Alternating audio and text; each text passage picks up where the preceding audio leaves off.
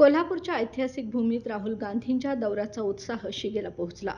शिवाजी महाराजांच्या पुतळ्याचं अनावरण आणि अनेक महत्त्वपूर्ण कार्यक्रम यावेळी पार पडले. मात्र या दौऱ्याच्या उत्सवात काँग्रेसच्या विचारधारेशी निष्ठावान असलेल्या दिवंगत आमदार पी.एन. पाटील यांच्या कुटुंबाला भेट न दिल्याची चर्चा सुद्धा जिल्ह्यात रंगली आहे. दिवंगत आमदार पी.एन. पाटील यांनी कोल्हापूर जिल्ह्यात काँग्रेसला वाढवण्यात आणि बळकट करण्यामध्ये अनमोल योगदान दिले. त्यांच्या दूरदृष्टी आणि नेतृत्वाने जिल्ह्यातील कार्यकर्त्यांची फौज उभी केली होती. अशा या थोर नेत्याच्या निधनानंतर राहुल गांधींनी सांत्वनपर पत्र पाठवले होते.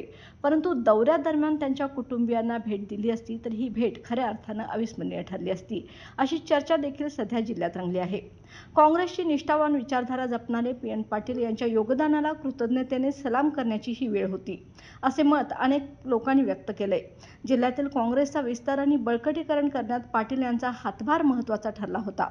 राहुल गांधी यांचा हा दौरा जरी यशस्वी झाला असला तरी या एका घटनेने त्यांच्या दौऱ्याचे पूर्णत्व थोडेसे कमी पडल्याचे मत आता जाणकारांनी व्यक्त केले.